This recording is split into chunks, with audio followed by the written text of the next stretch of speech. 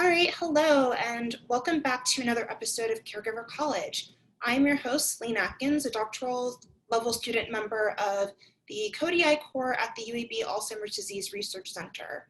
Caregiver College is an online educational web series that targets younger first-time caregivers of aging adult loved ones to connect them to support and resources.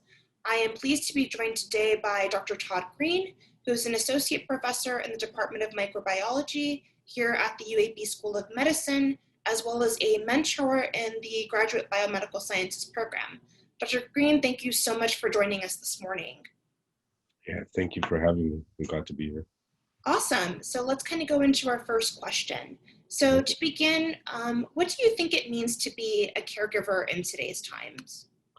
Yeah, so I think I can speak from my own experience, having been sort of a lay caregiver for my parents, but also observing professional caregivers and what they bring to a situation. So I think at the end of the day, caregivers are really instrumental for facilitating care, both on physical health level as well as sort of a mental wellness level. They sort of draw some of the difficult energy from a situation where, maybe uh, someone like myself is not really, set for how to deal with certain situations. So I think caregivers themselves are, worth their weight in gold. I sort of almost define them as sort of almost like divine people for what they do.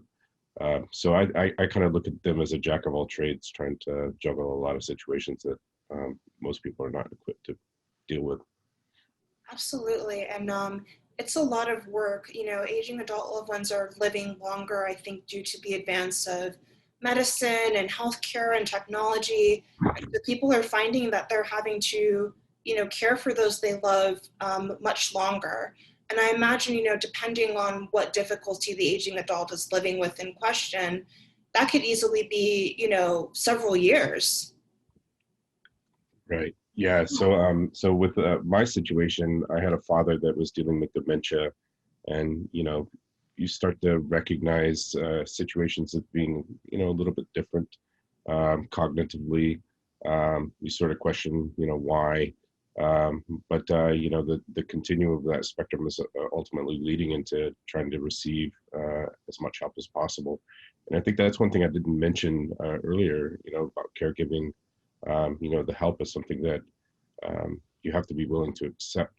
And so there's that time lag of actually realizing that caregivers can be great for getting, your own personal day back on track, that sort of thing.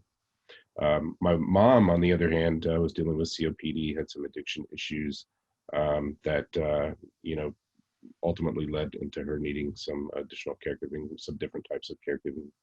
Um, so there's a whole wealth of different conditions that I've observed, I guess. Absolutely. Um, so kind of going on to the second question, what do you think, Dr. Green, is one piece of advice for caregivers that you wish someone could have shared with you when you were caring for both of your parents? So you can either talk about both or one or the other, but just kind of give us an idea of, what it was like when you first started, Yeah, caring for your parents. And did you seek support? Did you seek advice? Tell us a little yeah, bit about that. yeah. I think we probably didn't necessarily seek advice. All families are different. Some are sort of more closed off units. Mm-hmm. We recognize that, on a day-to-day level, my parents were going to need help, and sort of an initial transition that a lot of people have is that, maybe they need help getting groceries or, getting taken to a doctor's appointment. Mm-hmm. But I think the biggest thing is sort of introducing to them, is it okay for us to do this for you? Um, I would guess most parents are probably a bit resistant to having someone new in their home, even if it's for just a couple of hours, a few times a week or maybe even once. Mm-hmm. But I think the biggest advice that I could give is that it's okay to have help, and it's okay to have those conversations with your parents. And I think it's definitely okay to, keep you know, pursuing it in the most respectful way, um, that you can kind of get them to understand that they need help. But the biggest point of advice, I think, is to accept help.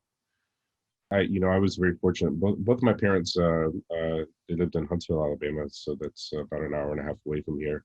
But my sister still lives there, and so my sister, her husband, her kids, Mhm. actually formed a great team. They in fact moved in with my father and mother uh, when my father was declining, and so they were basically the nighttime care, and they did it as this really miraculous team, and they all bought into that they had roles, and Mhm. just from the family aspect, they cared about both of my parents tremendously, and so um, you know it doesn't mean that there are not going to be days that are frustrating and difficult. When you're um, you know doing something as simple as a task as having a video monitor to make sure that my father's still in bed at night, and so Right. you're waking up periodically to look at these sort of things.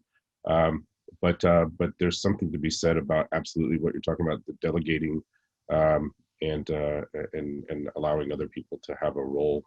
Um, Even if it was taking the pillbox and my niece or nephew, saying, here, grandfather, take your pills, here's some water. Um, Mhm. yeah, even the most minor tasks, if someone else is helping out, it allows you to just have a little bit more normalcy for sure.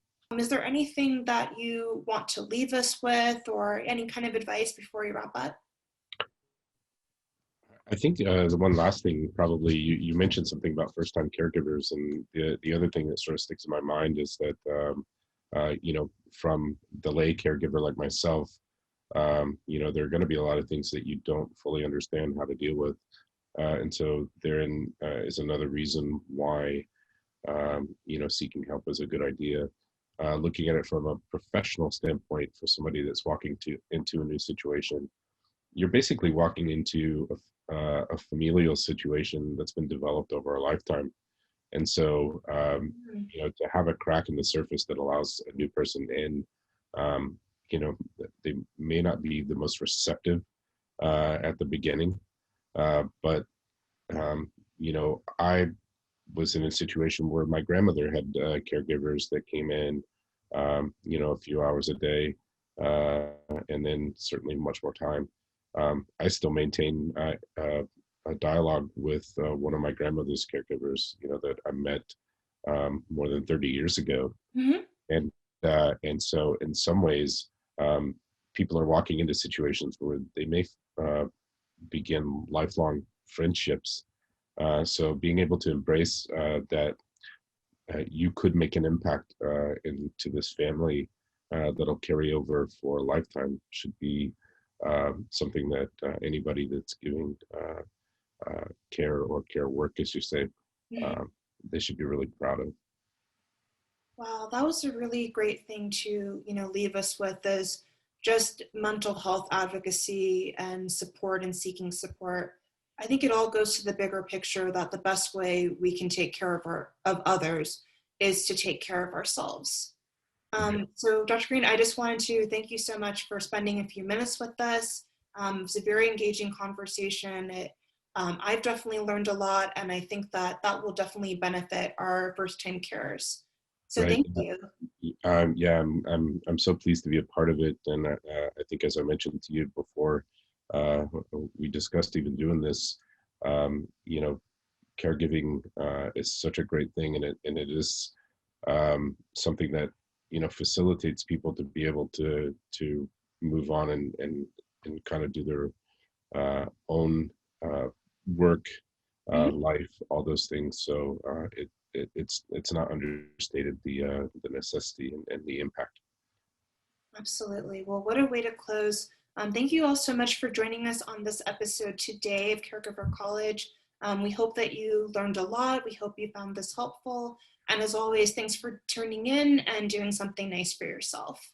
Bye bye. Thank you so much. Bye bye.